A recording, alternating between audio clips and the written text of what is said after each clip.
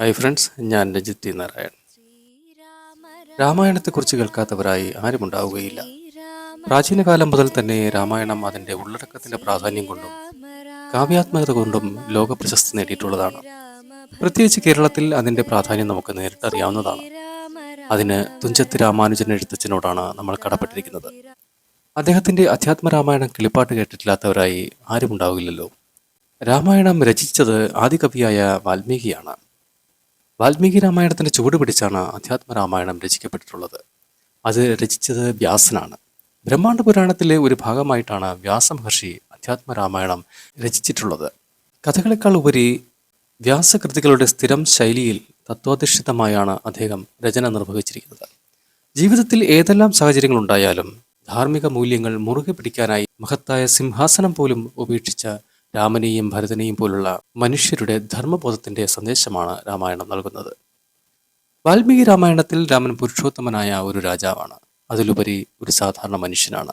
എന്നാൽ അധ്യാത്മ രാമായണത്തിൽ സർവ്വചരാചരങ്ങളിലും വസിക്കുന്ന ഈശ്വര ചൈതന്യമായിട്ടാണ് ചിത്രീകരിച്ചിരിക്കുന്നത്. വാൽമീകി രാമായണവും അധ്യാത്മ രാമായണവും തമ്മിലുള്ള പ്രകടമായ വ്യത്യാസവും അതുതന്നെയാണ്. രാമായണം എന്ന മഹത് ഗ്രന്ഥത്തിലൂടെ രാമനും രാവണനും പിന്നിൽ പറഞ്ഞു വെച്ചിരിക്കുന്ന തത്വങ്ങളെയാണ് ഇന്നത്തെ വീഡിയോയിലൂടെ ഞാൻ പറയുന്നത്. എല്ലാവർക്കും ഈ പുതിയ വീഡിയോയിലേക്ക് സ്വാഗതം. രാമായണം, രാമനിലേക്കുള്ള യാത്രയാണ് രാമായണം. രാം എന്ന സംസ്കൃത പദത്തിന് 2 അക്ഷരങ്ങളാണുള്ളത്, രായും മായും. രാ എന്നാൽ പ്രകാശിപ്പിക്കുന്നത് എന്നർത്ഥം, മാ എന്നാൽ മനസ്സുമാണ്. അതായത് മനസ്സിനെ പ്രകാശിപ്പിക്കുന്നതാണ് രാം. അഥവാ മനസ്സിനെ ആരൊരുവനാണോ ഉണർത്തുകയും അതിനെ നിലനിർത്തുകയും പ്രകാശിപ്പിക്കുകയും ചെയ്യുന്നത് അവനാണ് രാമൻ. അതായത് ഓരോരുത്തരുടെയും മനസ്സിനെ നിലനിർത്തുന്ന പരമമായ ചൈതന്യമാണ് രാമൻ. ഭൗതിക ലോകത്തിലേക്ക് തിരിഞ്ഞിരിക്കുന്ന മനസ്സിനെ ചൈതന്യമാകുന്ന ആത്മബോധത്തിലേക്ക് തിരികെ കൊണ്ടുപോകുന്ന യാത്രയാണ് രാമായണം. ഓരോ രാമമന്ത്രം ചൊല്ലുമ്പോഴും മനസ്സിനെ ഉള്ളിലുള്ള ചൈതന്യത്തിലേക്കാണ് ചേർത്ത് വയ്ക്കേണ്ടതും അതിനെ തന്നെയാണ് സ്മരിക്കേണ്ടതും. ദശരഥൻ എന്ന വിശേഷണമുള്ള നേമി രാജാവിൽ നിന്നാണ് രാമായണ കഥ തുടങ്ങുന്നത്. ദശരഥൻ എന്നാൽ 10 ദിശകളിലേക്ക് രഥം ചലിപ്പിക്കാൻ കഴിയുന്നവൻ എന്നാണ് അർത്ഥം. രഥം മനസ്സിന്റെ പ്രതിരൂപമാണ്. 10 ദിശകൾ എന്നാൽ 10 ഇന്ദ്രിയങ്ങളെയാണ് ഇവിടെ സൂചിപ്പിക്കുന്നത്. അതായത് 5 കർമ്മേന്ദ്രിയങ്ങളും 5 ജ്ഞാനേന്ദ്രിയങ്ങളുമാണവ. ഒരേ സമയം 10 ഇന്ദ്രിയങ്ങളിലേക്ക് തന്റെ മനസ്സിനെ വ്യാപരിപ്പിക്കുക എന്നാൽ ഇന്ദ്രിയ വിഷയങ്ങളെ രമിക്കുന്നവൻ എന്നാണ് അർത്ഥമാക്കേണ്ടത്. ഭൗതിക ലോകത്തിന്റെ സുഖസൗകര്യങ്ങളിലും ബന്ധനങ്ങളിലും മനസ്സിനെ ചേർത്ത് വെച്ച് അതിൽ തന്നെയാണ് തന്റെ നിലനിൽപ്പെന്ന് ചിന്തിച്ച് ജീവിതാവസാനം വരെ തനിക്കുണ്ടാകുന്ന അനുഭവങ്ങളിൽ ദുഃഖിച്ചും വിലപിച്ചും മനസ്സിനെ ദുർബലപ്പെടുത്തി ജീവിക്കുന്ന നമ്മൾ ഓരോരുത്തരും തന്നെയാണ് ദശരഥൻ. ദശരഥന്റെ 3 ഭാര്യമാരായ കൗസല്യ, കൈകേയി, സുമിത്ര എന്നിവർ യഥാക്രമം ഇച്ഛാശക്തി, വാസനാശക്തി, ക്രിയാശക്തി എന്നിങ്ങനെ കാണേണ്ടതാണ്. കൗസല്യയുടെ പുത്രനായി രാമനും കൈകേയിയുടെ പുത്രനായി ഭരതനും സുമിത്രയുടെ പുത്രന്മാരായി ലക്ഷ്മണനും ശത്രുഘ്നനും ജനിക്കുന്നു. രാമൻ സ്വയം രമിക്കുകയും മറ്റുള്ളവരെ രമിപ്പിക്കുകയും ചെയ്യുന്ന ആത്മബോധമാണ്. ഭരതൻ യഥാർത്ഥ അറിവിന്റെ പ്രതികരണമാണ്, അത് വിജ്ഞാനമാണ്. ലക്ഷ്മണൻ ലക്ഷണയുക്തമായ മനസ്സാണ്, അത് ജിജ്ഞാസയാണ്. അവനവനിലെ ശത്രുക്കളെ നശിപ്പിക്കാൻ പ്രാപ്തമായ ബോധമാണ് അല്ലെങ്കിൽ തിരിച്ചറിവാണ് ശത്രുഘ്നൻ. ചുരുക്കത്തിൽ അവർ 4 മനസ്സിന്റെ അന്ധക്കരണങ്ങളായ ചിത്തം, ബുദ്ധി, മനസ്സ്, അഹങ്കാരം എന്നിവയെയാണ് സൂചിപ്പിക്കുന്നത്. വിശ്രൈവസ് എന്ന ബ്രാഹ്മണ മുനിയിൽ കൈകസി എന്ന അസുര സ്ത്രീയിൽ ജനിക്കുന്ന പുത്രനാണ് രാവണൻ. ബ്രാഹ്മണൻ എന്നും അസുരനെന്നും കേൾക്കുമ്പോൾ ഇന്ന് നമ്മൾ മനസ്സിലാക്കി വെച്ചിരിക്കുന്ന അർത്ഥത്തിലേക്ക് മനസ്സിനെ ഒരിക്കലും കൊണ്ടുപോകരുത്. പകരം ബ്രാഹ്മണൻ എന്നാൽ ബ്രഹ്മജ്ഞാനം നേടിയവനെന്നും അസുരനും രാക്ഷസനും എന്ന് കേൾക്കുമ്പോൾ മറ്റുള്ളവരിൽ നിന്ന് എല്ലാം പിടിച്ചെടുക്കുന്ന പൂഴ്ത്തിവെക്കുന്ന സ്വഭാവമുള്ളവരെയുമാണ് മനസ്സിൽ ചിന്തിക്കേണ്ടത്. ബ്രഹ്മാവിൽ നിന്ന് വരം നേടിയ ശേഷം ബ്രാഹ്മണൻ സ്വയം ദശാനനൻ എന്നറിയപ്പെടാൻ തുടങ്ങി. ബ്രഹ്മാവ് സ്വയം മനസ്സാണ്, മനസ്സിലെ ജ്ഞാനശക്തിയാണത്.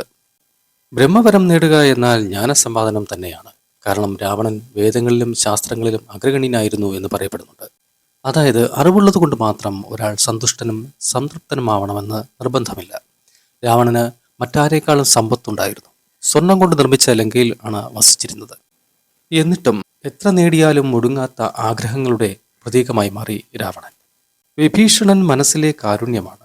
ആഗ്രഹങ്ങൾ കാടുകയറുമ്പോൾ കാരുണ്യം നമ്മെ വിട്ടുപോകും. രാവണൻ പണ്ഡിതനായിരുന്നു. എന്നിട്ടും ഭൗതിക ലോകത്തോടുള്ള രാവണന്റെ അഭിനിവേശം ആ ജ്ഞാനത്തെ മറയ്ക്കുകയും സ്വയം രാക്ഷസനാക്കി തീർക്കുകയും ചെയ്തു.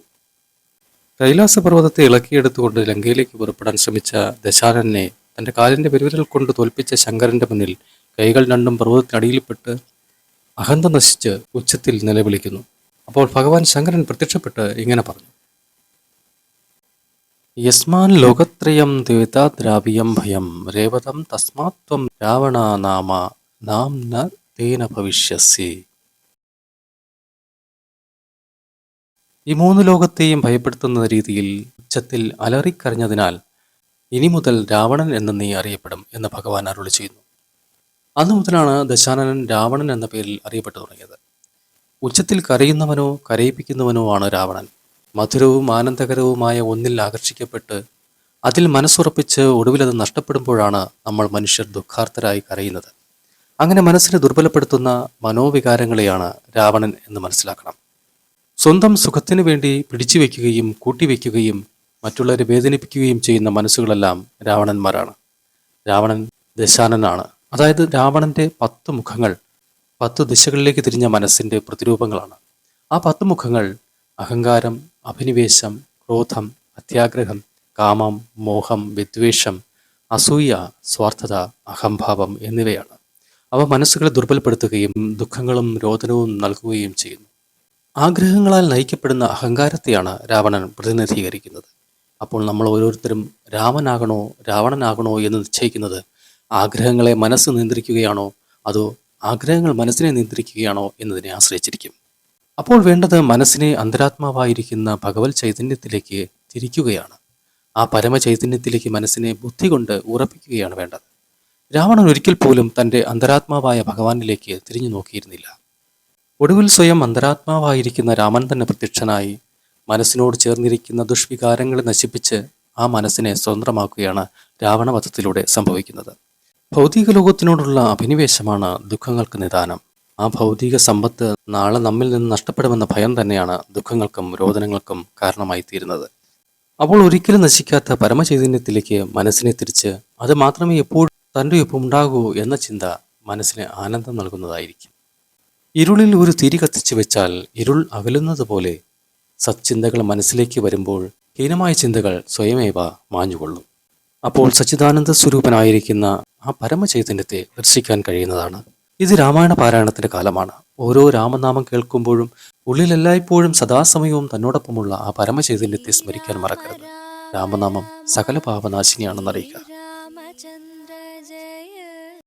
ശ്രീരാമ രാമ രാമ ശ്രീരാമഭദ്ര ജയ ശ്രീരാമ രാമ